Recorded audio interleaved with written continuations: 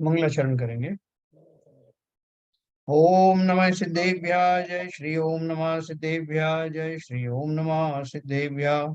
मंगलम भगवान वीरो मंगलम गौतमो गणी मंगलम कुंद कुंदाद्यो जयंधर्मोस्तु मंगलम। सर्व मंगल मांगल्यम सर्व कल्याण कारकम प्रधानम सर्वधर्माणां जैनम जयतु शासनम। जैनम जयतु शासनम जैनम जयतु शासनम। ज्ञानार्णव ग्रंथ में हमारा जो अगला सर्ग है 39 नंबर का, उसमें रूपस्थ ध्यान का वर्णन अपन पढ़ रहे हैं। रूपस्थ ध्यान में हमने अभी अनंत भगवान का ध्यान से शुरुआत की इसकी, और अनंत की जो महिमा है, उनके जो गुण हैं, समोशरण में बैठे हुए जो सर्वज्ञ अनंत देव हैं, वो अष्ट प्रातिहार के साथ में बैठे हैं, और जो जो भी उनके साथ में जो अतिशय हैं, उन सब अतिशय के सहित हम उनका चिंतन करते हैं। और उनमें मतलब पूरी सभा जैसे समुशरण की बैठी है, 12 कोठे भरे हुए हैं जिसमें सभी यथा योग्य जगह पर बैठे हुए हैं, और उन सब में उनके स्वयं के जो अष्ट प्रतिहार हैं उन सबसे विभूषित हैं। ये सारी जो कल्पनाएं हम जो अलग अलग रूप से करते हैं, उनको यहाँ रूपस्थ ध्यान में बिल्कुल फोकस करके देखा जाता है। कि जैसे हम बहुत सारी जो है, बहुत सारे मंदिरों का समूह है, उन मंदिरों के समूह में से एक मंदिर में गए, और उस मंदिर में भी एक वेदी के निकट जाकर वहां स्थित विशेष प्रतिमा के हम दर्शन कर रहे हैं। तो हमारा जो जो वेग जो नॉलेज थी जो इधर उधर थी, उसकी बजाय अब फोकस्ड हो गई है, मैं उनकी तरफ लगातार निरख रहा हूँ। ऐसा इस रूपस्थ ध्यान के अंदर सर्वज्ञ का फोकस्ड ध्यान किया जाता है। कल हमने इसका एक पढ़ा था, मैं आपको वहीं से लास्ट का जो है उसका शुरू करूंगा, शेयर करता हूँ।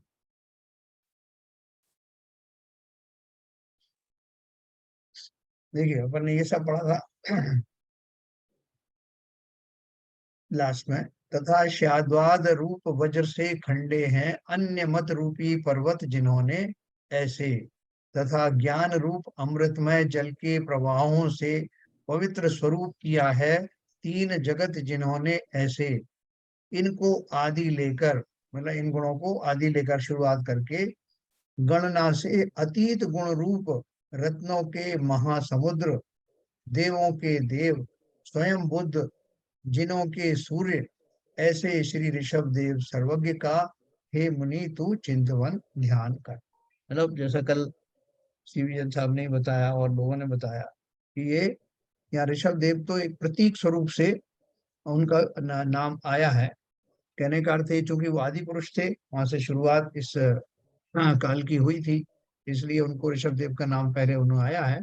बाकी ये सभी सभी तीर्थंकर सभी केवलियों के लिए बात है। तो तीर्थंकर के लिए विशेष है, क्योंकि वो ये उनके अष्ट प्रातिहार वगैरह सब समूचरण होता है, इसलिए उनका विशेष सभी भगवानों का सभी तीर्थंकरों के लिए ये कहा गया है। और देखो वास्तव में ये सब जो है तीर्थंकरों के लिए क्यों कहा जाता है, क्योंकि अभी हमारा ध्यान उन अतिशयों के माध्यम से उन पर जा रहा है, जिन अतिशयों का बहुत सारा वर्णन, गुणों का वर्णन किया है, जिसके माध्यम से लोगों को उनकी महिमा बहुमान आता है। इसलिए क्योंकि तीर्थंकर उन सब बाह्य विभूतियों से विभूषित होते हैं, इसलिए देखने वालों को सीधा सीधा उसके ऊपर प्रभाव पड़ता है। तो यहाँ जब वो अरहंत का चिंतन कर रहे हैं, तो उनको उसमें सहूलियत होती है। इनके प्रत्यक्ष में कुछ लक्षण दिखाई देते हैं। अभी देखो दूसरे जो मती हैं, उनके जो चिंतन है और इस चिंतन में क्या अंतर है।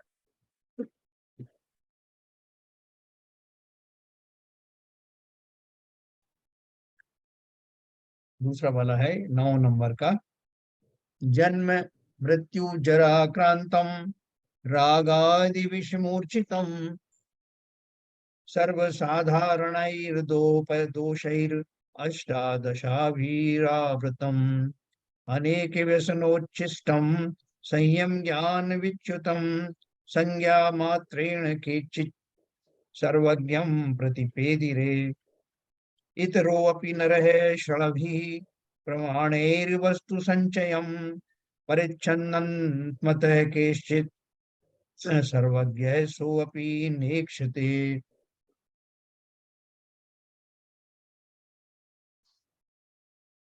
अच्छा, ये यहाँ पर इन दोनों मिला दिए हैं इसमें, जबकि जो अपन पढ़ रहे हैं उसमें ये अलग अलग दिया है। एनीवे, इन दोनों को मिलाकर के इसका अर्थ मैं आपको करता हूँ।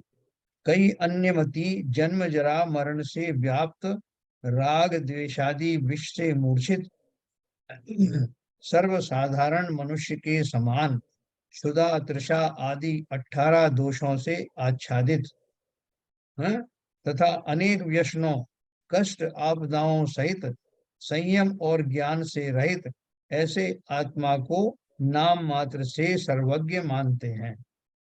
है ना, वो क्या बोल रहे हैं कि बहुत सारे जो जीव हैं, जो अन्य मति हैं, वो जिन्हें भगवान मानते हैं, जिन्हें भगवान की जो कल्पना की गई है उनके द्वारा, वो कैसी है कि उन्होंने नाम मात्र से मान लिया, उनके गुणों में गए ही नहीं। जैसे आपने मान लिया कि वो आ, फला फला भगवान है, वो क्षीर सागर में बैठे हुए हैं और लक्ष्मी उनकी पत्नी उनके पैर दबा रही है और उनको चक्रधारी हैं और बहुत सारे उनके पास में आयुध आदि हैं। तो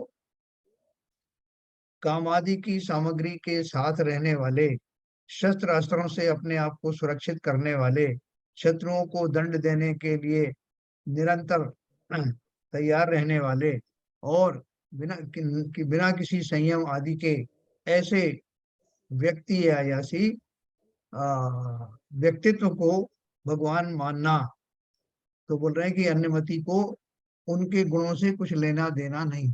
प्रत्यक्ष में जबकि देख रहे हैं कि उनका संयम का अभाव है, पंचेंद्रिय के विषयों से वो युक्त हैं, आयुध शस्त्र आदि से लैस हैं, स्त्री आदि को साथ में रखते हैं, तो कुल मिलाकर के वो राग द्वेषी हैं और सर्वसाधारण मनुष्य के समान उनको भूख लगती है। अब देखो कि उनमें उनके जो मंदिर वगैरह बनते हैं उसमें उनको भोग लगाया जाता है। उन्हें भूख लग रही होगी साहब, सर्दी के दिनों में उनको वस्त्र आदि भी उड़ा दिए जाते हैं, तरह तरह के श्रृंगार किए जाते हैं।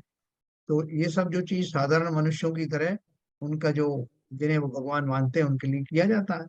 उनका भगवान का श्रृंगार बदलेगा, अब भगवान को भूख लगी है तो अब वो भूख का समय हो गया है। ये सब चीजें अपन देखते हैं, प्रत्यक्ष देखते हैं।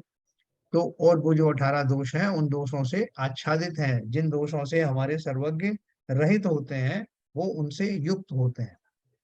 और संयम और ज्ञान से रहित, है ना, उन ज्ञान की जो अपन बात करते हैं द्वादशांग वाणी के रूप में, कैसा कैसा उनका ज्ञान होता है, इसकी वहां कहीं चर्चा होती नहीं। उन वैसे ही बोल देते हैं उनको कि वो बहुत ज्ञानी है। ऐसे आत्मा को नाम मात्र से सर्वज्ञ मानते हैं। वो किसी ने अगर कह दिया कि फला, तो अपन ने मान लिया कि ये तो बहुत ज्ञानी है। उन्होंने उसको बिना एनालिसिस किए हुए, बिना कोई प्रमाण के उन्हें भगवान मान लिया। ठीक है, देखो दूसरी जो 11 नंबर का है उसमें उन्होंने ये शब्द लिया है। उसको अपन देखते हैं। इतरोऽपि इतरोऽपि नरः षड्भिः प्रमाणैर्वस्तु संचयम् परिच्छिन्नन्मतः कैश्चित् सर्वज्ञः सोऽपि नेक्षते। तथा कई ने प्रत्यक्ष एक, अनुमान दो, उपमान तीन, आगम चार, अर्थापत्ति पांच और अभाव छह, इन छह प्रमाणों से वस्तु के समूह को, देखो इसमें लिखा है, जानते हुए अन्य पुरुष को भी सर्वज्ञ माना है, सो वह भी सर्वज्ञ नहीं है। मेरे हिसाब से इसमें ना शब्द होना चाहिए। तथा कई ने प्रत्यक्ष एक, अनुमान दो, उपमान तीन, आगम चार, अर्थापत्ति पांच और अभाव छह, इन छह प्रमाणों से वस्तु के समूह को ना जानते हुए, ये मेरा मुझे लगता है कि ये मिसप्रिंट है। बहन जी जरा और क्लियरिफाई करेंगे। नहीं ठीक है, ये ना दूसरे लोगों के प्रमाण है, अपने यहाँ तो नए और प्रमाण अलग होते हैं ना, प्रत्यक्ष और परोक्ष प्रमाण है। ये हमारे यहाँ प्रमाण नहीं माने गए, ये दूसरे मत है जो इस तरह से इनके माध्यम से जो विषय को जाना जाता है उसको प्रमाण मानते हैं। इनको प्रमाण मानते हैं, अच्छा। हाँ हाँ इनका क्योंकि जरा जरा विवेचन करेंगे। अनुमान, हाँ, वो उपमान, अनुमान तो, आगम। बोलिए बहन जी, बताइए। हाँ, बहुत ज्यादा तो अभी मुझे इस समय याद नहीं आ रहा है, तो लेकिन जैसे प्रत्यक्ष से कोई वस्तु का निर्णय कर लिया ना, जो अभी इंद्रिय प्रत्यक्ष है वो इंद्रिय प्रत्यक्ष को ही प्रत्यक्ष मानते हैं। हमारे यहाँ तो जो प्रत्यक्ष है वो जो आत्मा के प्रदेशों से साक्षात जानने में देखने में आता है उसको प्रत्यक्ष माना जाता है, और जो इंद्रियों के माध्यम से जानने में आता है उसको परोक्ष माना जाता है। लेकिन वो जो इंद्रियों के माध्यम से ही जानने में देखने सुनने में आ रहा है उसको प्रत्यक्ष मानते हैं। उनके यहाँ प्रत्यक्ष का मतलब ये है। और अनुमान, पता ही है हमें, अनुमान से जो चीजें जानी जाती हैं। उपमान हाँ, यानी उपमा देकर के जो चीजें जानी जाती हैं। आगम हाँ, में यानी जो उनके ग्रंथों में उनके पूर्वाचार्यों ने लिख दिया है वो जैसा बताया। जैसा हाँ, बताया वैसा। अर्थापत्ति होता है जैसे अर्थ मतलब वस्तु होता है, लॉजिक, तो लॉजिक के द्वारा। हाँ लॉजिक के द्वारा वो उसका जो है। और अभाव कि जब जैसे क्रोध आदि का अभाव हो जाना, उसको भी उन्होंने जैसे इस तरह से किसी वस्तु के अभाव को भी उन्होंने प्रमाण माना है। तो इस तरह से उन्होंने वस्तु का निर्णय करते, इन माध्यमों से वस्तु का निर्णय किया है। अभी ठीक देखो, है मैम, अपने बहुत यहाँ भी बढ़िया। जैसे प्रत्यक्ष और अनुमान अपने यहाँ भी आता है। जो अपन मति ज्ञान शुद्ध ज्ञान के जब भेद सुनते हैं, उसमें अनुमान जो है मति ज्ञान का जो भेद में आता है, मति शुद्ध ज्ञान में। और उपमान में जैसी जिन चीज की उपमा दी जाती है, हमारे यहाँ उपमा दी जाती है, आत्मा को आत्मा से ही उपमानित किया जाता है। आगम भी अपने यहाँ जो है वो प्रत्यक्ष में अपन जानते हैं आगम क्या है। अर्थापत्ति मतलब लॉजिकल, लॉजिक के द्वारा, तो वो लॉजिक हमारे यहाँ है। तो वो ये मुझे ये ताज्जुब हो रहा है कि ये जो शब्द है वास्तव में हमारे यहाँ प्रयुक्त होते हैं शब्द, इनको हमारे यहाँ भी किसी अपेक्षा से प्रमाण माना गया है। तो वहां उनको, अगर उन्होंने ये प्रमाण माने तो क्या गलत नहीं, वहां पर उनका नया अलग है। है? एक मिनट, उनका एक मिनट श्रीजात जी, विनोद जी पहले, को कहना है, बहन जी। हाँ उनका तो प्रत्यक्ष में ही पहले से ही वो हो गया। हमारे यहाँ प्रत्यक्ष जो इंद्रियों के माध्यम से जानने में आ रहा उसको प्रत्यक्ष माना ही नहीं है ना। उनका तो पहले प्रत्यक्ष प्रमाण ही गलत हो गया। हमारे यहाँ प्रमाण के दो भेद माने गए हैं, प्रत्यक्ष हाँ, और परोक्ष प्रमाण। और हाँ, उसके जो नए हैं वो उसके अंश माने गए हैं। नयों के माध्यम से वस्तु को जाना जाता है, प्रमाण के माध्यम से वस्तु को जाना जाता है। और प्रमाण के मुख्य रूप से दो ही भेद किए गए हैं, प्रत्यक्ष और परोक्ष प्रमाण। और हाँ, प्रत्यक्ष प्रमाण से मतलब वो ये है जो आत्मा के प्रदेशों से वस्तु का स्वरूप डायरेक्ट जानने में आता है, वो प्रत्यक्ष प्रमाण के अंतर्गत आता है। और जो इंद्रियों के माध्यम से आता है उसको आगम की अपेक्षा से परोक्ष कहा गया है। और लेकिन उसे अकलंक देवाचार्य ने साम व्यावहारिक प्रत्यक्ष भी कहा है कि व्यवहार में जो प्रत्यक्ष में जानने में आता है। तो ये लोग जो है ये साम व्यावहारिक प्रत्यक्ष को ही वो मानते हैं, प्रत्यक्ष मानते हैं इन्होंने। तो और जब वो प्रत्यक्ष ही उनका पूरा सही नहीं है तो फिर बाकी चीज भी, अनुमान उपमान इत्यादि भी उनके सब उस तरह से अलग हो गए हमसे। मतलब शब्द तो वही है, लेकिन हाँ उसका वो जो शब्द, उनका हाँ अर्थ उसका जो जो, लगाते हैं वो विपरीत है। हाँ उसका जो अर्थ लगाते हैं वो अलग है। अब जैसे वही मैंने कहा था। वो भी सर्वज्ञ मानते हैं, हम भी सर्वज्ञ मानते हैं, लेकिन उनके सर्वज्ञ अलग होते हैं, हमारे सर्वज्ञ अलग है। उनके ठीक। वही मैंने कहा कि उसका उसकी जो धारणा है वो अलग अलग है। शब्द भले ही वो यूज। तो वह इन छह प्रमाणों से वस्तु के समूह को जानते हुए, मतलब वो ये जो उन्होंने छह इन चीजों को प्रमाण माना है कि जो दिख रहा है हाँ वही सत्य है, हाँ ऐसा इस उनका जो भ्रम है, उस भ्रम के माध्यम से जिस पुरुष को वो सर्वज्ञ मानते हैं, वो ऐसा मानना है जैसे भ्रमवश मान रहे हैं। वास्तव में वो सर्वज्ञ नहीं है। ठीक है। इस कारण आचार्य महाराज कहते हैं 12 नंबर पे, अतः सम्यक् स विज्ञेय परित्यज्यान्य शासनम युक्त्यागमन युक्तागम विभागेन ध्यातु कामेर मनीषिवी। इस कारण जो सर्वज्ञ भगवान का ध्यान करने के इच्छुक बुद्धिमान पुरुष हैं, उनको चाहिए कि अन्य मतों को छोड़कर युक्ति और आगम से निर्णय करके सर्वज्ञ को सम्यक प्रकार से निश्चय करें। अभी देखो, ये वहां भी युक्ति शब्द आया था, ये अर्थापत्ति का अर्थ वो युक्ति पूर्वक है। तो वहां उनकी अपनी युक्ति थी, वहां आगम शब्द भी वहां आया था, लेकिन हम अपने आगम की बात कर रहे हैं।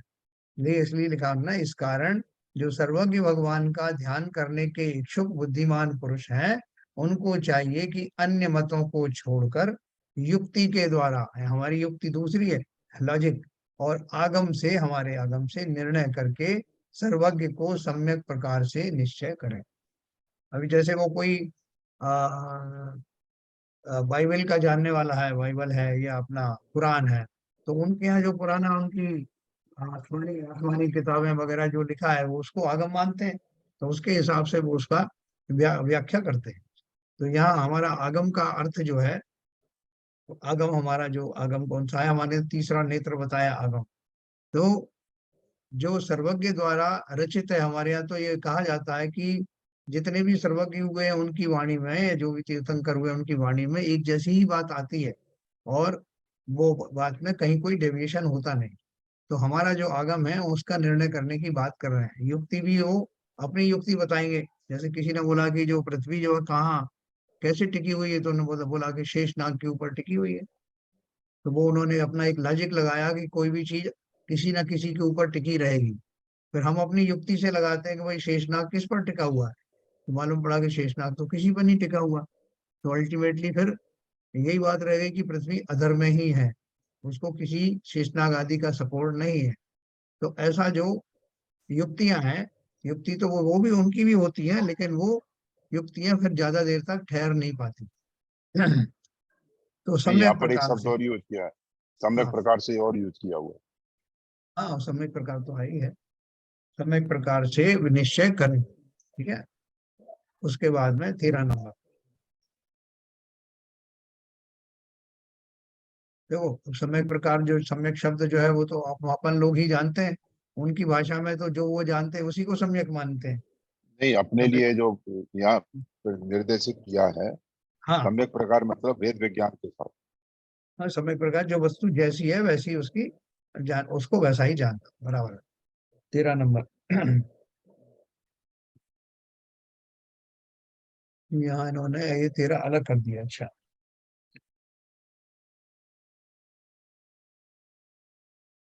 युक्त्या वृष युक्त्या वृषभ सेनाद्यर्नि दूया साधु वल्गितम यस्य सिद्धि सताम मध्ये लिखिता चंद्रमंडले। इस कारण,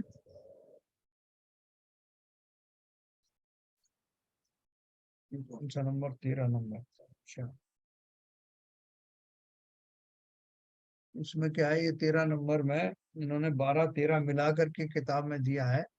यहाँ इन्होंने ये 13 अलग कर दिया है। जिस सर्वज्ञ की सिद्धि वृषभ सेन आदि गणधर और आचार्यों ने युक्ति से असाधु दुर्जनों के कथन का खंडन करके सत्पुरुषों के बीच में निर्मल चंद्र मंडल में लिखी है। जिस सर्वज्ञ की सिद्धि वृषभ सेन आदि गणधर और आचार्यों ने युक्ति से असाधु दुर्जनों के कथन का खंडन करके सत्पुरुषों के बीच में निर्मल चंद्र मंडल में लिखी है ना। हमारे यहाँ जो सर्वज्ञ की सिद्धि हुई है, तो वो सर्वज्ञ की सिद्धि के लिए उन्होंने विशेष रूप से ऋषभ सन आदि कर दिया। आदि गणधर मतलब सभी सभी गणधरों ने अपनी युक्ति के द्वारा सर्वज्ञ की सिद्धि की है। वो युक्तियां जो है कैसी है, जिससे दुर्जनों का या अन्य मतावलंबियों ने जो तर्क दिए हैं उनका उन्होंने विधिवत खंडन किया। और ऐसा लिखा हुआ है जिस जो अलग से ही दिखाई देता है, चमकता हुआ दिखाई देता है, जिसको कोई खंडित नहीं कर सकता। अभी इन्होंने बहुत सारे जो दो एक साथ दिए हैं, 14 15 आदि, मैं पढ़ता हूँ। कुछ तो आपको इसको समझने की कोशिश करना, तो बीच में इनके अर्थ थोड़े थोड़े समझ में आएंगे। अनेक वस्तु संपूर्णम जगद्यस्य चराचरम स्फुरत्य विकलम बोध विशुद्धा दर्शन मंडले स्वभावजम स्वभावजम संदिग्धम निर्दोषम सर्वदोदितम यस्य विज्ञानमत्यक्षम लोकालोकम विसर्पति यस्य विज्ञान धर्मांशु प्रभाव प्रसर पीड़िताः क्षणादेव क्षयं यान्ति खद्योता इव दुर्नयाः पादपीठी कृता शेष त्रिदश त्रिदशेन्द्र सभाजिरम योगी गम्यम जगन्नाथम गुणरत्न महार्णवम पवित्र पवित्र पवित्रित धरा पृष्ठम समुद्रत जगत्त्रयम मोक्ष मार्ग प्रणेतार मनंतम पुण्य शासनम भावमंडल निरुद्धारकम चंद्रकोटिस संप्रभम शरण्यम सर्वगम शांतम दिव्यवाणी विशारदम अक्षोरग शकुंतेशम सर्वाभ्युदय मंदिरम दुःखार्णवपत वपतश्यत दत्तहस्तावलंबनम मृगेन्द्र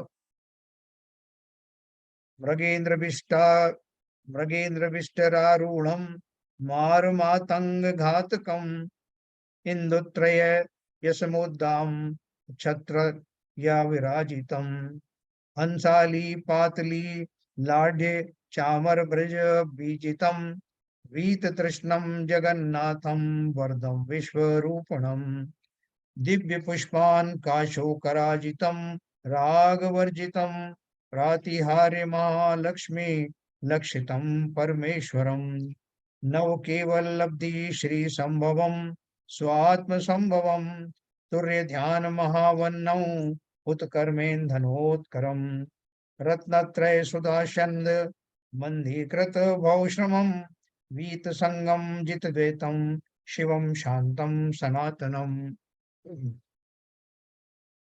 अरहंतमजं व्यक्तं कामदं कामनाशकं पुराण पुरुषं देवं देवदेवं जिनेश्वरं विश्वनेत्रं जगद्वंदं योगिनाथं महेश्वरं ज्योतिर्मयमनाद्यन्तं त्रातारं भुवनेश्वरं योगीश्वरं तमीशान मादिदेवं जगद्गुरुं अनंतमच्युतं शांतं भास्वन्तं भूतनायकं सन्मतिं सुगतं सिद्धं जगज्जेष्ठं पितामहं महावीरं मुनिश्रेष्ठं पवित्रं परमाक्षरम्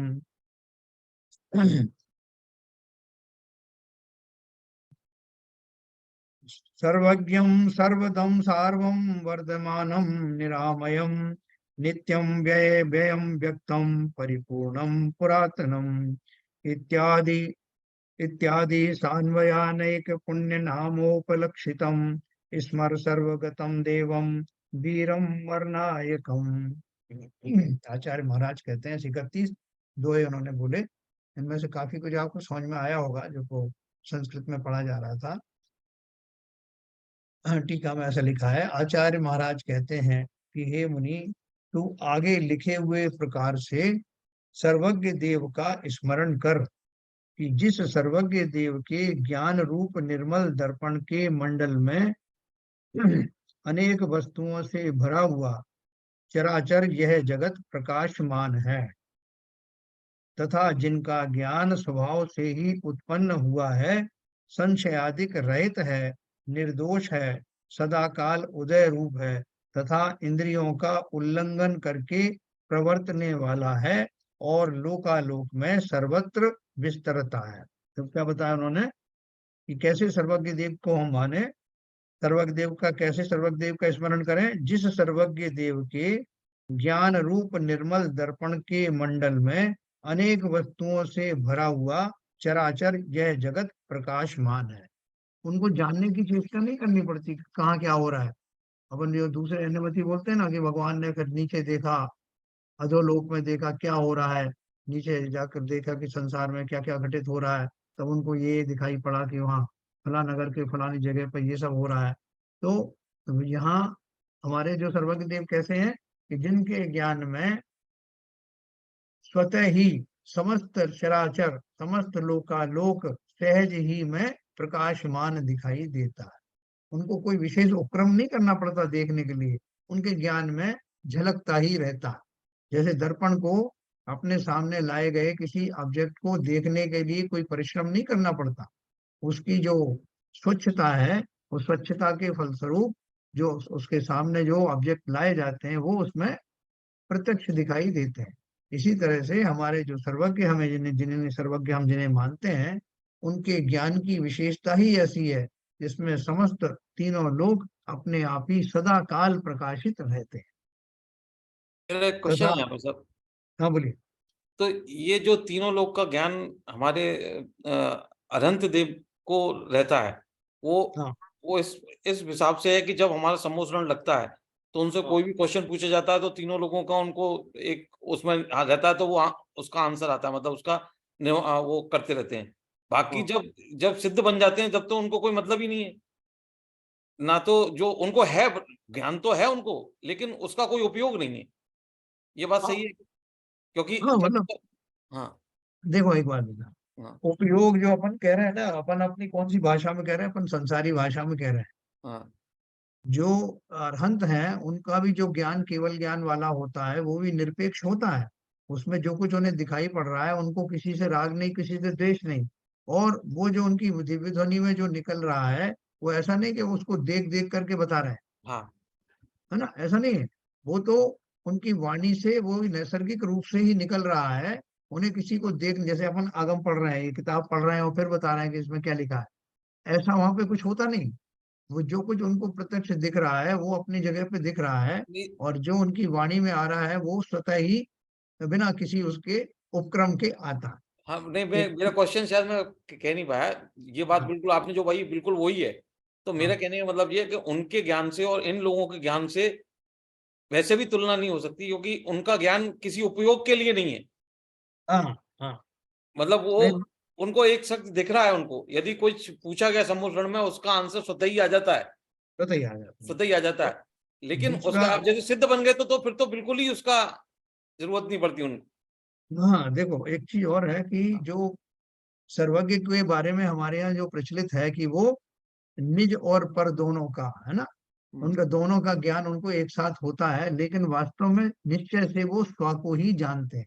हम्म, सर्वज्ञ का जो ज्ञान है ना, उसको जो पर का पर संबंधी जो ज्ञान है, समस्त लोक संबंधी जो ज्ञान है, वो ज्ञान तो उनके जैसे दर्पण है ना, सपोज करो कि दर्पण में स्वयं में प्राण होते, चैतन्य होता, तो वो उसके अंदर दो गुण दिखाई देते। एक तो ये कि वो स्वयं को भी जानता है, और दूसरा जो बाहर में समान वस्तु उसके सामने आती है उन सबको भी जानता है।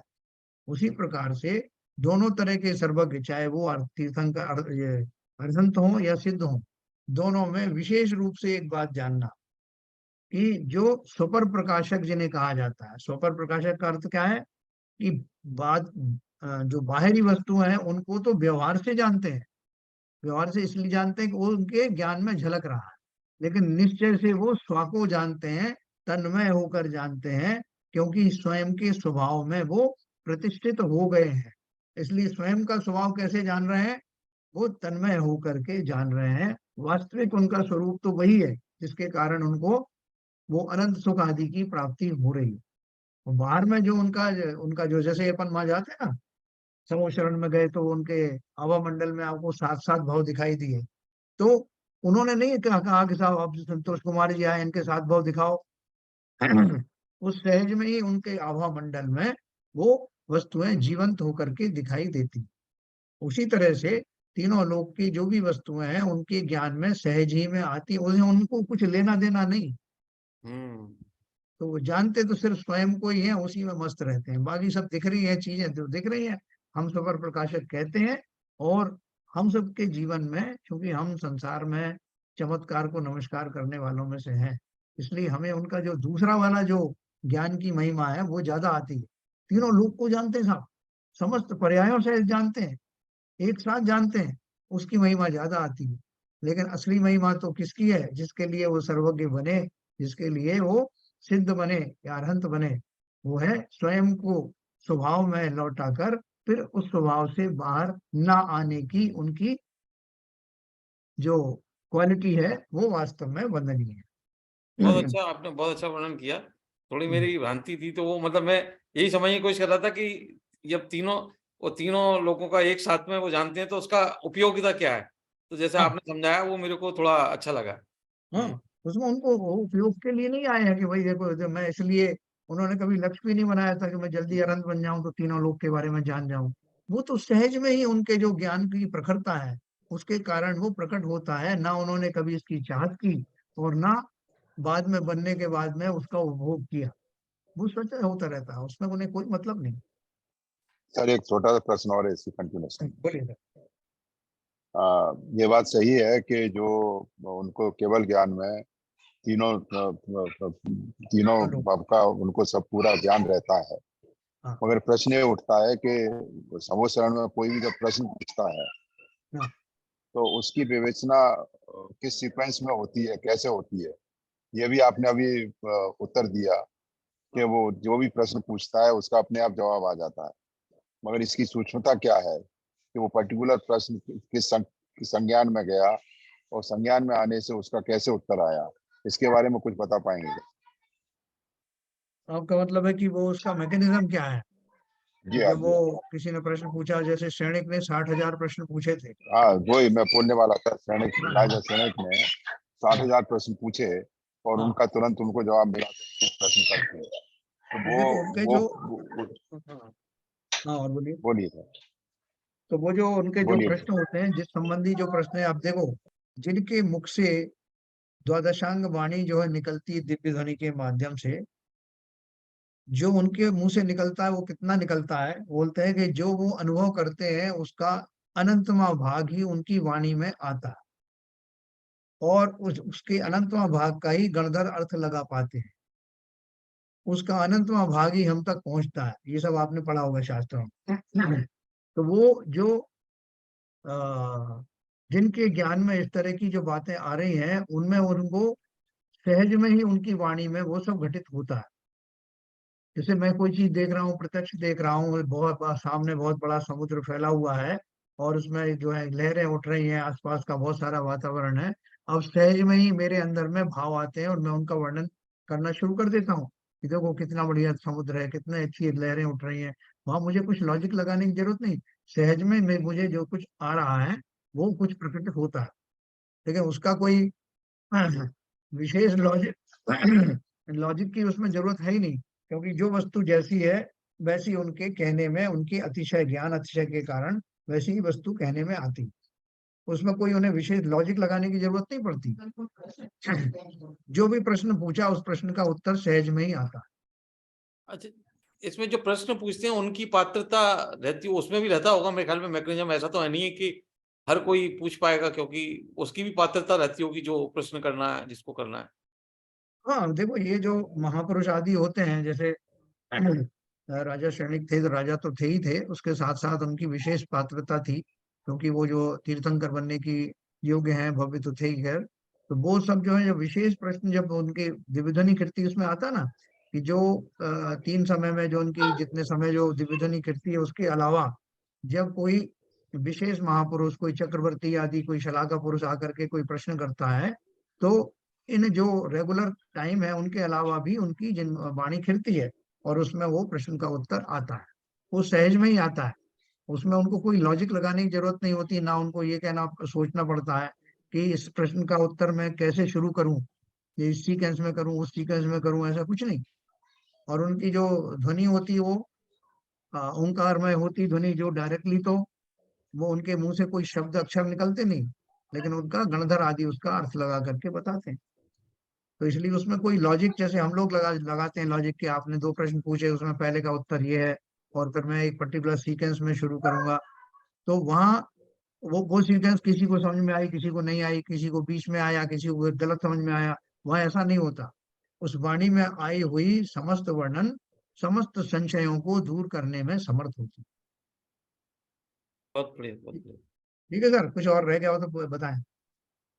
चलिए साहब। तो भाई साहब हाँ जी। समोचरण में जाकर के उसके कुछ जो प्रश्न हैं, जो शंकाएं अपने आप ही सॉल्व हो जाती हैं।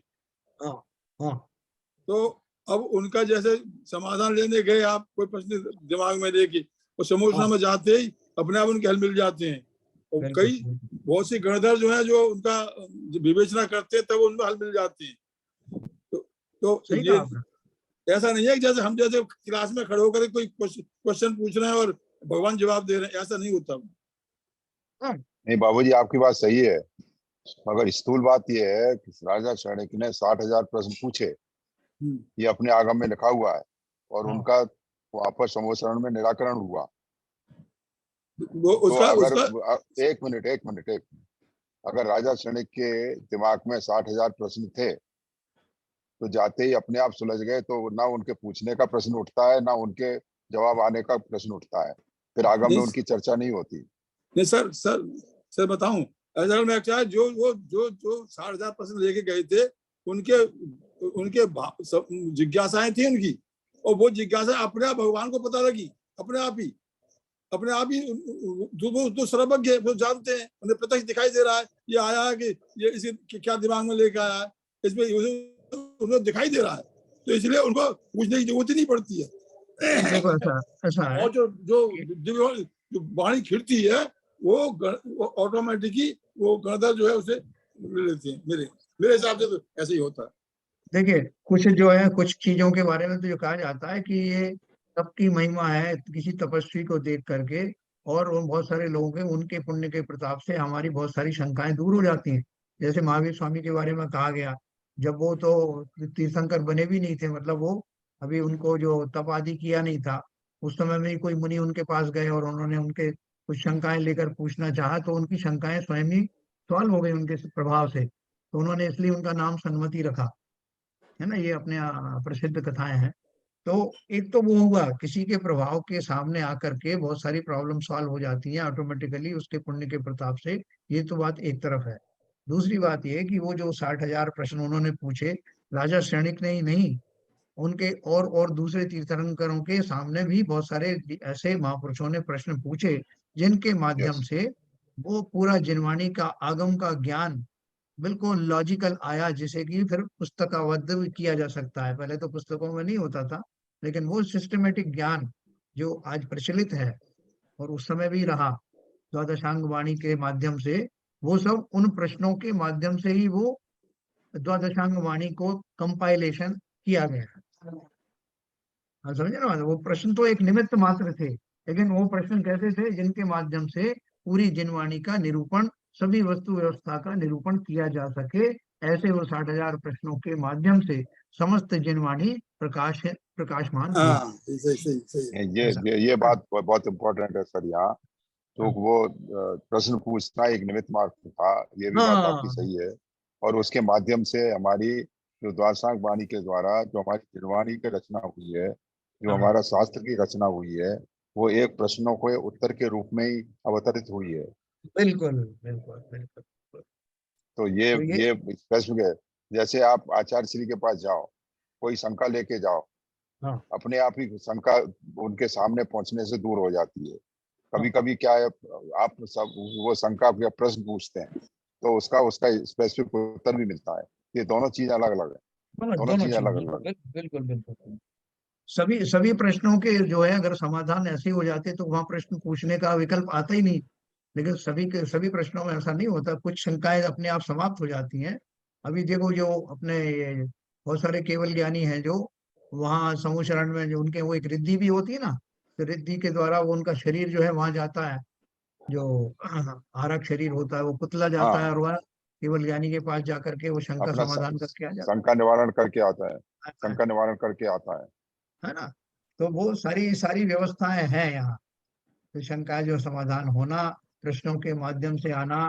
देखो प्रकृति में कितनी सुंदर व्यवस्था है, सुधारने की व्यवस्थाएं बहुत है, बिगड़ने की व्यवस्थाएं कम है, लेकिन वो उतने में ही लोग बिगड़ जाते हैं। इसी का उनको नाम तो आगे नहीं। संसार है। अच्छा, हाँ हाँ। तथा जिसका ज्ञान, अभी देखो आप कितने बड़े बड़े लोग अपराध कर देते हैं, उनको कुछ नहीं दिखाई, अपन कहते हैं इनका कुछ नहीं हुआ साहब, उनकी तो पूरी पर्याय के पर्याय निकल गई खूब ऐश करते हुए, और उन्होंने कितने जुल्म किए, कितने अत्याचार किए, उनका कुछ भी नहीं बिगड़ा। तो बहुत सारे लोग बोलते हैं हमारा तो भगवान पर से विश्वास ही उठ गया। लेकिन वास्तव में देखो तो प्रकृति में कितनी उदारता है कि वो उसको बहुत काल तक कुछ भी नहीं होगा, ऑब्जर्वेशन होगा प्रकृति के द्वारा, अगर वो कंटिन्यू रहता है उस तरह का, और बीच में कोई रिपेंड नहीं करता है, कहीं सुधरता नहीं है, तब जा करके उसको उसका फल मिलता है। नहीं तो कैसे हमारे अंजन चोर जैसे आती हैं, सप्त व्यसनी जो भी जीव है, और अपने को तो लगेगा इनको नरक जाए बिना तो होगा नहीं, लेकिन इसी बीच में उनको अपने आप को सुधारने का मौका मिला, और उन सब पापों से निवृत्त होकर के, निर्जरित होकर के उनको मोक्ष को प्राप्त हुए बहुत सारे जीव ऐसे। तो इसका अर्थ क्या है कि प्रकृति में सब व्यवस्था है, अगर तुरंत ही फल मिल जाता तो उनको सुधरने का भी मौका नहीं मिलता।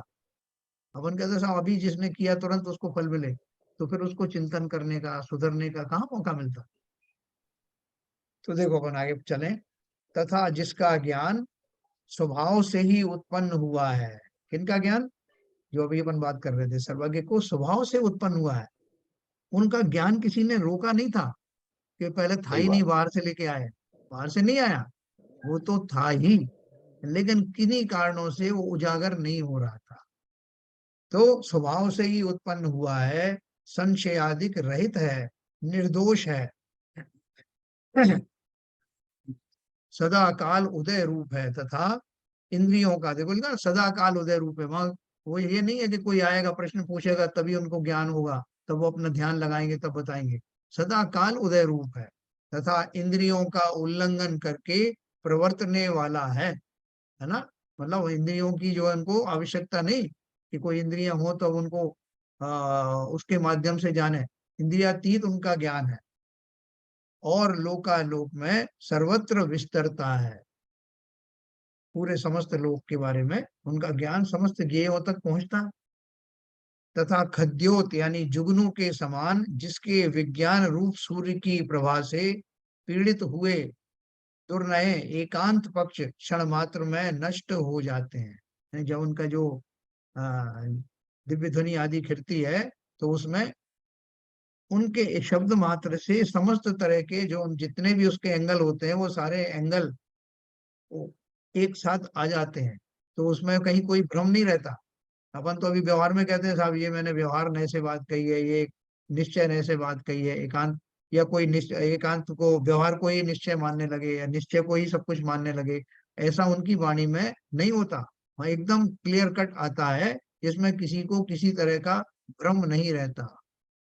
वहाँ पूछने की जरूरत नहीं भगवान ये आपने किस नए से ये बात कही, क्योंकि इतना साफ होता है वो कि उसमें सब कुछ बिना किसी बताए हुए उसमें और समझ में आता। खद्योत के समान, जिसके विज्ञान रूप सूर्य की प्रभा से पीड़ित हुए एकांत पक्ष क्षण मात्र में नष्ट हो जाते हैं। वस्तु को, जो जो वस्तु का वास्तविक स्वरूप है, उसके जितने एंगल हैं वो सारे एंगल आपको समझ में आ जाए।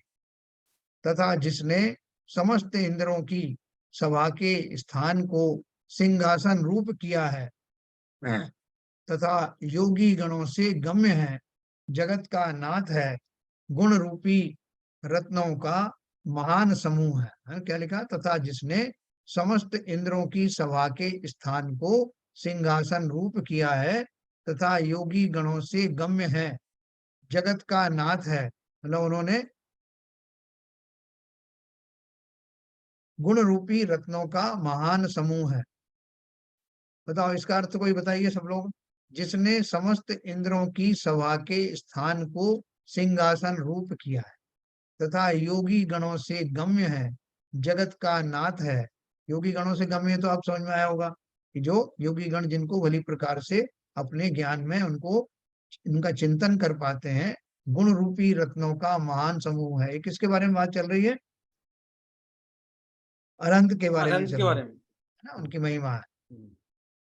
तथा पवित्र किया है पृथ्वी तल जिसने, तथा उद्धरण किया है तीन जगत जिसने, ऐसा और मोक्ष मार्ग का निरूपण करने वाला है, अनंत है, और जिसका शासन पवित्र है। शासन का अर्थ क्या है, यहाँ पे अपन बोलते हैं महावीर साहब जी के शासन में रह रहे हैं, तो शासन से अर्थ क्या है?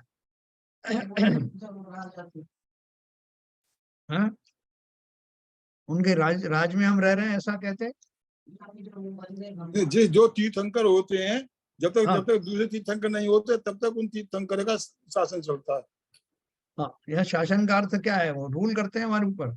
नहीं, शासन माने उन्हीं के सिद्धांतों के अनुसार चलना चाहिए। राइट, उनके सिद्धांत जो है वो अभी तक हमारे ऊपर एप्लीकेबल व्याप्त होते हो हैं। रहे हैं, अप्लाई हो हाँ। रहे हैं। बिल्कुल बिल्कुल सही। और ये भी बात है, एक सैद्धांतिक रूप से है, क्योंकि सैद्धांतिक, वो भी तो आदिनाथ के जो आदिकाल का धर्म है उसी को ही तो कर रहे हैं। वो कोई बराबर। नया अपनी तरफ से कुछ नहीं चलाया उन्होंने। हाँ, ये तो ये खाली इसका कहने में आता है व्यवहार, मतलब कि उनका व्यवहार शासन पे व्यवहार, चल रहा है। हाँ व्यवहार से कहा जाता है कि अभी भी वो करके गुजरे हैं। अभी देखो कौन बता रहा था कि वहां पर 23 तीर्थंकरों की मूर्ति हैं, शायद आप लोग गए थे गोलाकोट में। हाँ, मैंने बताया था कि वहाँ आप बता रहे थे। कि जो मूर्तियां निकली हैं वो 23 तीर्थंकर ही मिले हैं, वहाँ 24वें तीर्थंकर नहीं मिले हैं। इसलिए हाँ, ये माना जाता है कि वो 3000 करीब साल महावीर पुराना मंदिर है वो, महावीर स्वामी से पहले का मंदिर महावीर स्वामी से पहले का मंदिर।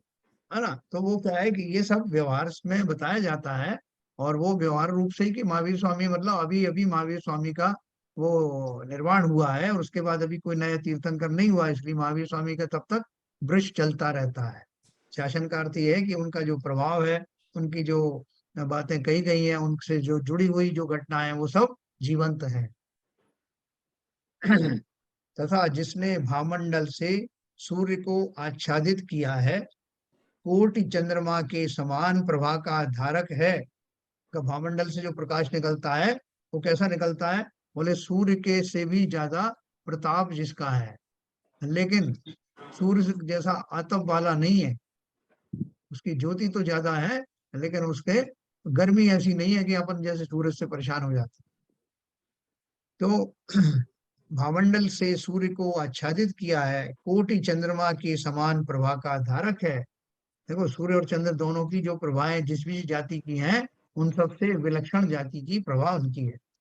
जो जीवों को शरणभूत है, सर्वत्र जिसके ज्ञान की गति है, शांत है, दिव्य वाणी में प्रवीण है, तथा इंद्रिय रूपी सर्पों को गरुण समान है। जैसे गरुण पक्षी होता है ना, उसको देखते ही सर्प जो है वो भागने लगते हैं, उसी तरह हमारे इंद्रिय के जो विषय आदि हैं, वो उनके चिंतन मात्र से उनके समीप पहुंचते ही सब निर्विष हो जाते हैं, वो फल उनकी आकांक्षाएं समाप्त हो जाती हैं। जीवों को शरणभूत है, सर्वत्र जिसके ज्ञान की गति है, शांत है, दिव्य वाणी में प्रवीण है, तथा इंद्रिय रूपी सर्पों को गरुण समान है, समस्त अभ्युदय का मंदिर है, तथा दुख रूप समुद्र में पड़ते हुए जीवों को हस्तावलंबन देने वाले हैं। अब आप बोलोगे कि साहब ये भगवान कैसे हमारी मदद करते हैं? ये तो बोल रहे हैं हाथ पकड़ करके जैसे किसी को निकाला जाता है संकट में से, हस्तावलंबन है ना, अपना हाथों का आलम्बन देते हैं। इसका अर्थ क्या है? दुख रूप समुद्र में पड़ते हुए जीवों को हस्तावलंबन देने वाला है। देते हैं क्या भगवान? अन्य मतावलंबियों में तो प्रचलित है कि भगवान आए वेश बदल करके, उन्होंने किसी और रूप में आकर के उनका हाथ पकड़ा और वहां से निकाल लिया, है ना। हमारे यहाँ भी ऐसा है क्या प्रोविजन? है वो तो हमारे उनके यहाँ तो प्रताप से, नहीं उनके नहीं प्रताप। नहीं, हाँ, हमारे यहाँ तो ऐसा क्या कुछ है, हमारे यहाँ नहीं है। मतलब इस डायलॉग, इस सेंटेंस का मतलब क्या है कि उनकी प्रेजेंस मात्र, उनकी उपस्थिति मात्र, उनका जो प्रभाव है वही इतना है कि दुखों के समूह में गहरे धसे हुए जीव भी उनका अपने आप अवलंबन अपनी लेकर, समझ से बाहर आ जाते हैं, हाँ, उनका अपनी चिंतन समझ से पूर्वक अपनी, उनको उनको बुद्धि अच्छी हो जाती है, विवेक हाँ, उनका बुद्धि जागृत बुद्धि हो जाता सद्बुद्धि आ जाती है ना। और वो है। अपने आप को, यहाँ तक कि वास्तव में संसार के दुख से पीड़ित हैं, लेकिन वो उस चिंतन मात्र से, क्योंकि वास्तव में सुख दुख जो है वो मानसिक रूप से ही होते हैं। शरीर में कोई चोट हो गई, लेकिन अगर आपको लग नहीं रहा कि कोई चोट हुई तो आप प्रसन्न रहोगे। या कोई विषय आदि को भोगने में आप मन से तृप्त होते हो, अरे बहुत मजा आया, तो आपको लगेगा। लेकिन आपको लगा ही नहीं कि इस तरह की कोई बात है, तो उन वस्तुओं में जो हम आनंद खोज रहे हैं वो हमें लगता है कि वो सब असार था, बेबुनियाद था। काहे का आनंद? इस हमारा मानसिक रूप से ही विशेष रूप से सब होता है। तो जब ऐसे जिनेन्द्र देव सामने हों, या जिन ऐसे सर्वज्ञ देव मेरे चिंतन के लेवल पर विचरण विचरण कर रहे हों, तो काहे का दुख? भाई साहब, देखो, आजकल भी इस समय वर्तमान में भी कभी कभी हम आर्थ और रोध ध्यान में चले जाते हैं, तो जी आपके जैसे आप का जो ये स्वाध्याय है या आपके जो तत्व ज्ञान है, उसके उसका उसका अगर उपयोग बदल रहे हैं और आपके स्वाध्याय की तरफ ध्यान चला जाए, तो वो जो आत्म ध्यान ऑटोमेटिकली उसका उपयोग बदल करके चेंज हो जाता है। तो बिल्कुल हो ये जाता है। आज भी मतलब उनके भगवान के मतलब कहने को हमारे उन गुणों में उनके इतना इतना उपयोग बदलने की शक्ति है।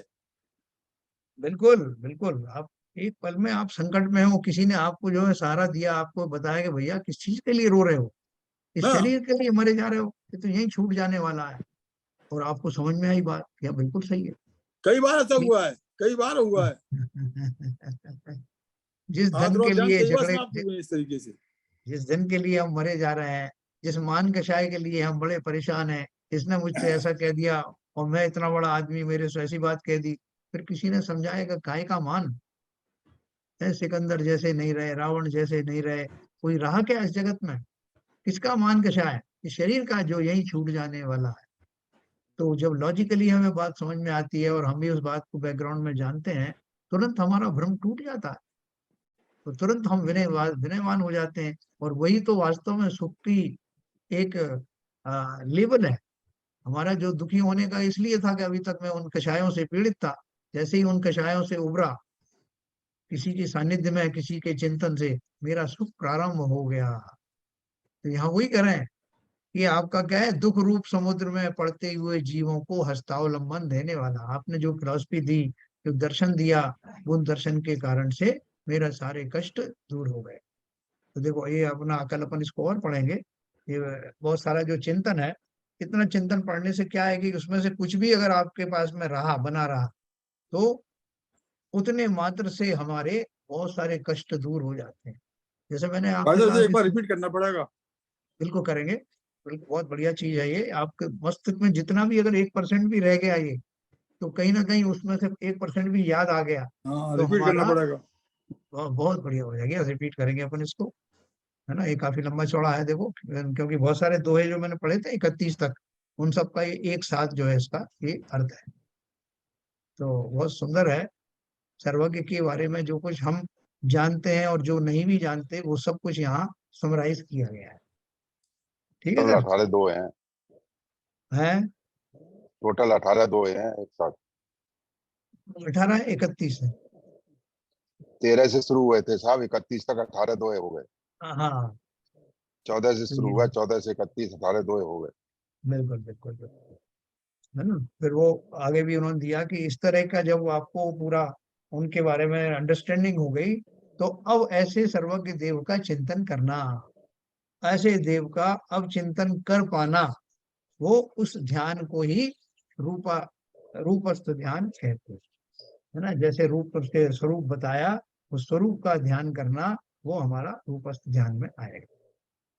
तो चलिए समय हो गया, जिनवाणी स्तुति करें। अब शेयरिंग बंद कर दीजिए। मिथ्यतम नाश विको ज्ञान के प्रकाश विको अपरभास विको भानु सी बखानी है। छहो द्रव्य जान विको बंध विधि भान विको स्वपर पिछान विको परम प्रमाणी है। अनुभव बताए विको जीव के जताए विको काहू न सताए विको भव्य और हानि है।